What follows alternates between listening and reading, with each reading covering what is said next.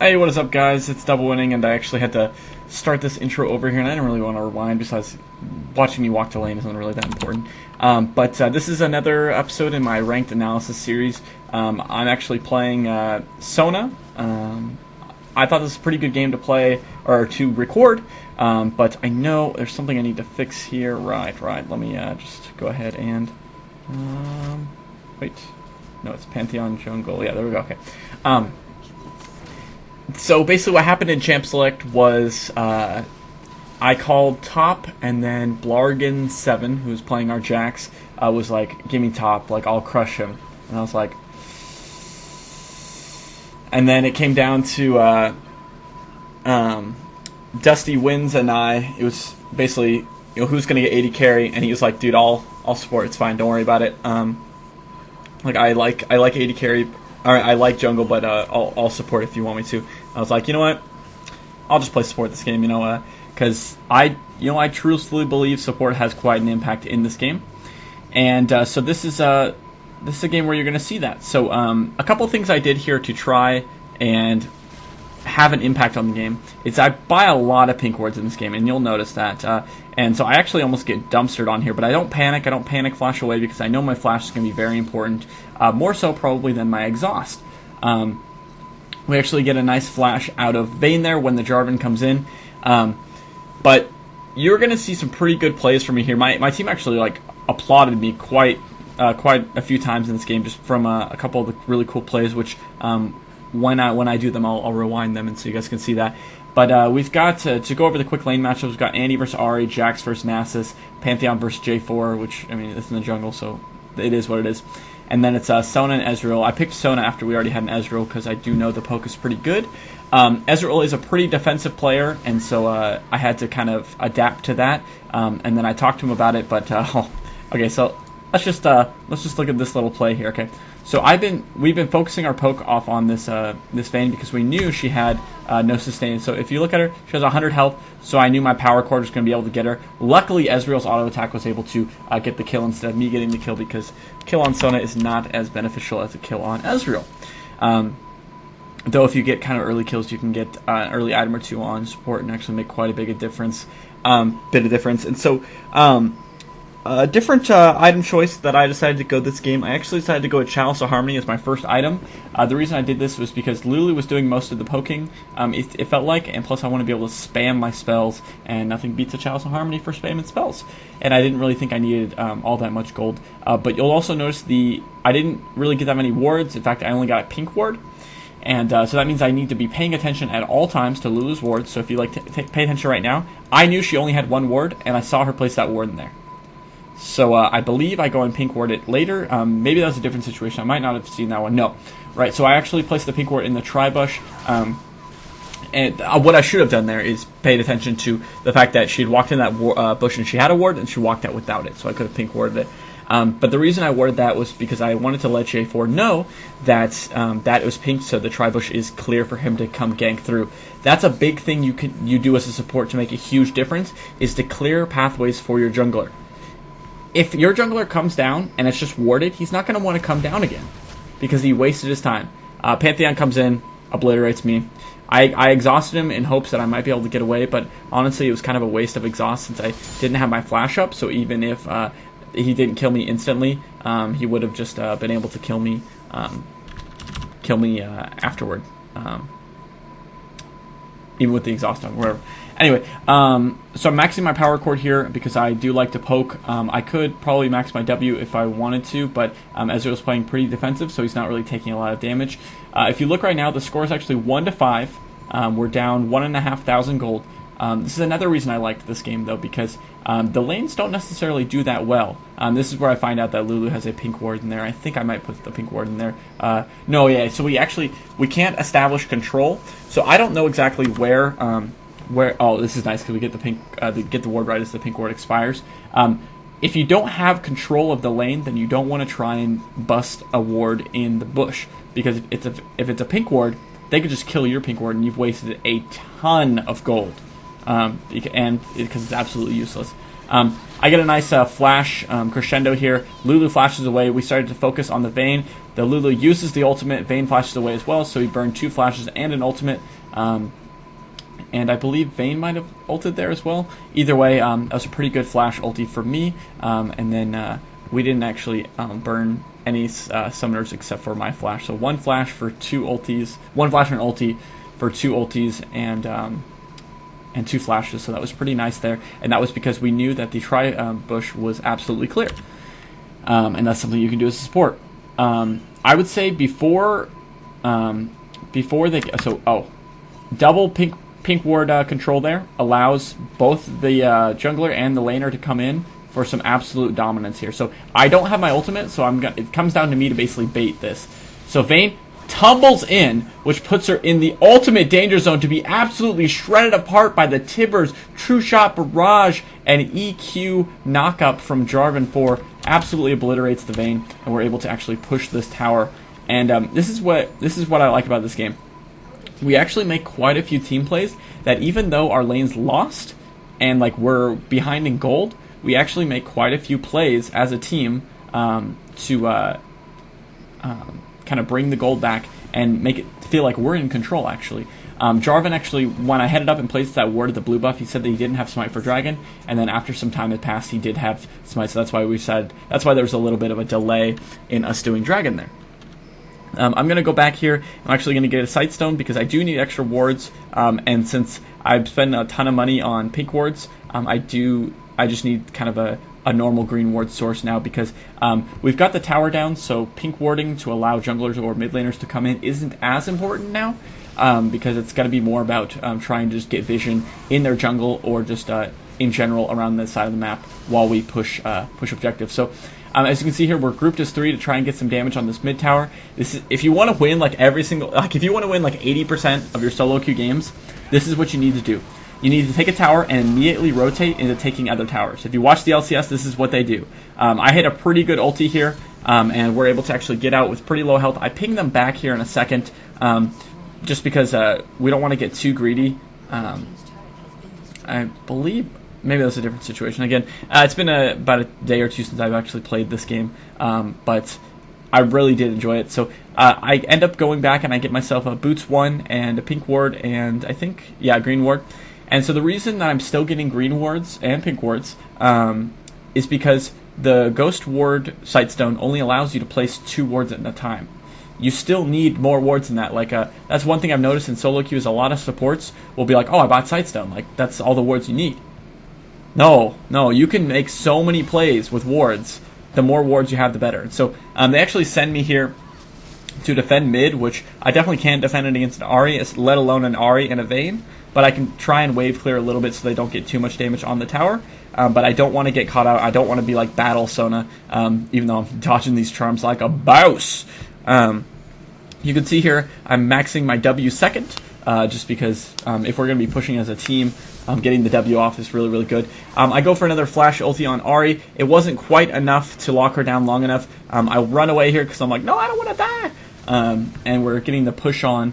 The push going on here. The ultimate from Ezreal hits the Ahri. The EQ comes in. They're almost able to kill Ahri, but then Annie gives Lulu the sweet Tibbers D, or whatever combo she used, and kills her. And they're going to actually be pushing. They don't really need me to push this. I'm not going to contribute that much. So I'm going to take this time to ward up near Baron. If you see there, I got a ward on their entrance to their jungle, a ward on this kind of entrance. So if they head through here, and we get to vision on their red buff, I get a green ward here, and then I get a pink ward here to see if they have vision on the Baron. So if we want to try and go for Baron, we have that option available to us, even though it is pretty early in. If that's our only option, it's still nice to have that kind of vision.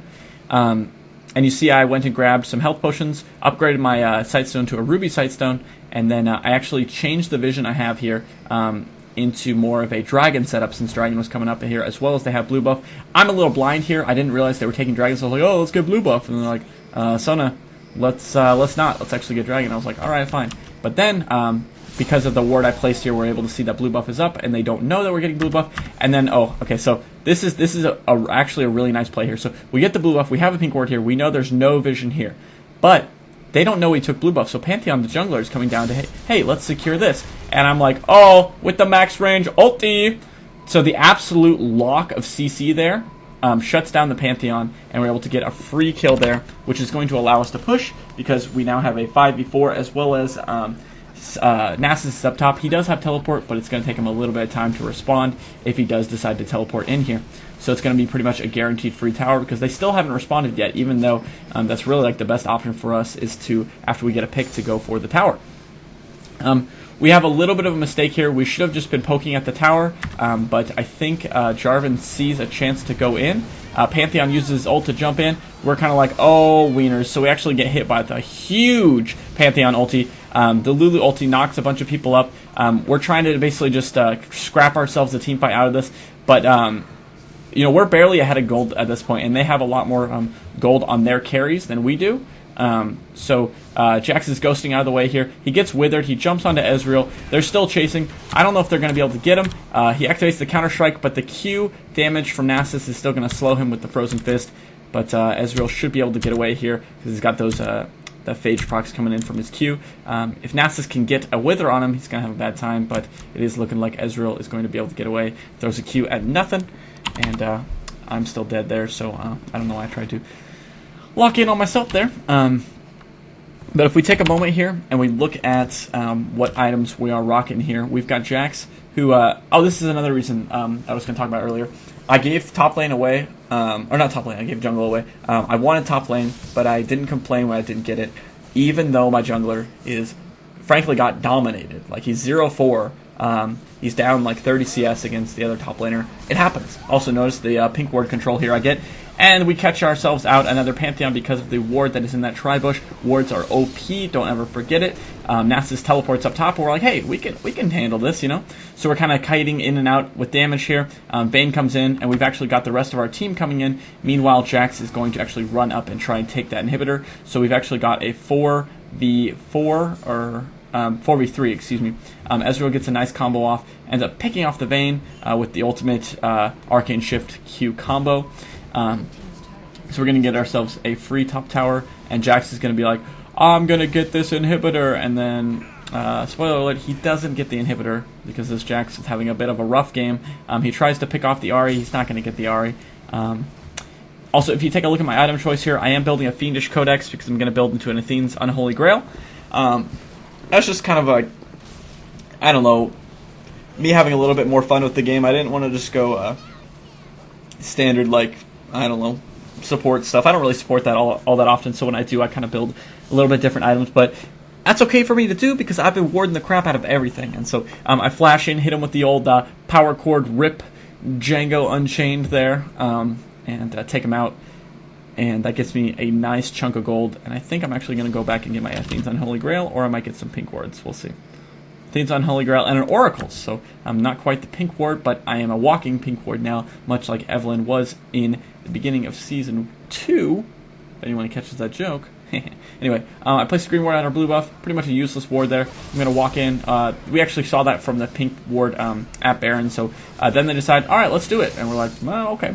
Because they don't have any vision of us at Baron. Nasus takes a wild guess there, throws the Spirit Fire in, and then pretty much like, well, I mean, we ain't got a chance. Oh, okay, look at this sick ulti right here, okay.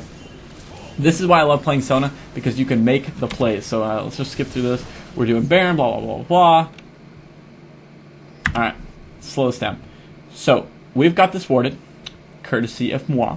Okay, I apologize for the cut there or whatever. The game stopped recording for some reason, so I had to go back, and I lost a lot of... I basically talked for like 6 minutes without there actually being any video going on, so I apologize for that. Basically, we just caught out the Ahri there, which I know to you guys, you're like, yeah, duh, we just caught her out. Like, I just watched that DoubleWinning, and but to me, I had to go back and find it. Anyway, yeah, we're pushing on the inhibitor here.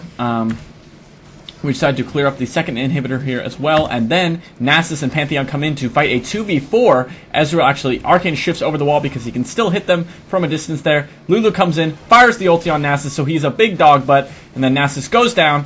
We're still fighting. Pantheon's about to go down here, but he actually decides to get away. Ezreal's firing off the Qs and the auto attacks, and he goes in, stuns the Vayne. Jax jumps on, blows up the Vayne, blows up the Lulu. and we decided to keep pushing here. And for a good time's sake, we decided to get the inhibitor. If we focused the Nexus Tower, we probably could have gotten it, because we're actually not going to be able to get this Nexus Tower. We try our diddly dandest, but it's down to about 300 health there, 200 actually health, but then we back off here. And I think we just go back and let's see what items I build. Alright, I build a Kindle Gem for some more CDR, because, I mean, Sona's all about our cooldowns. Like, you're not a big auto attack champion boxing in the world, you know.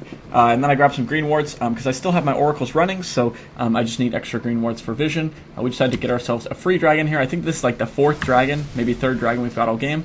We also decided to pick ourselves up a blue buff. I'm dropping a ward in their base, dropping a ward over there so I can see if anyone's going over there. And then little baby Pantheon here gets caught again. I'm not going to fire my ult at him because that would be an absolute waste. And now we're just going into their base. We're catching out a nice little Lulu. So basically the game's over at this point because we've got super creeps coming into their base. Remember how I talked about how my team was just praising me? Let's just, I actually took some lessons from Chowster here. Let's just get a nice replay of what's going down here. Alright. They said I could be a contender, okay? They said, you could stun both the Ahri and the nope. You can stun nobody. Instead, you're just going to make a real ass of yourself, and you're going to look like an idiot. Vayne actually ends up tumbling over the Jarvan ult, but it is going to be the end of the game here. So I guess this is just my way of saying you guys should enjoy playing support. Play a playmaking support if you really don't enjoy playing support. Whether that be Blitzcrank, Thresh, Sona, Leona, Lulu. Like, there are so many supports that can make huge plays. It's not that supports are bad or not that supports are weak. It's that you're probably pretty bad on them. Like, you need to get practice. You need to be better at supports. And like, you can seriously win the lane for your AD carry. So I hope you guys are enjoying these ranked analyses. I'm sorry if it got kind of lax there toward the last couple minutes there. I commentated over the whole thing and then I got really sad. Not really sad, but I was disappointed that it wasn't recorded the gameplay. But as always, guys, I really do appreciate you leaving me the likes, comments, and subscriptions. If you are new here, we're trying to hit 10,000 subscribers by my birthday, which is December 18th, and I definitely think we can do it. Little spoiler here. I'm actually working on a Wukong guide, so you guys can look forward to that. It'll be kind of similar to like the Darius and Rengar guides. I think I'll have a gameplay guide out as well as a like a full post-production kind of guide coming. I think I'm going to do the guide first, and then I'll do a gameplay guide afterward, which is basically just like applying what I teach from the guide to a gameplay. I don't know if that makes sense. As always, guys, I really appreciate you supporting me, and I hope you guys like the Sona gameplay. I know I don't put up a lot of support gameplay, but I hope you guys still appreciate it. Alright, stay classy, guys. And, I guess you guys could keep winning. I mean, that's the thing, too.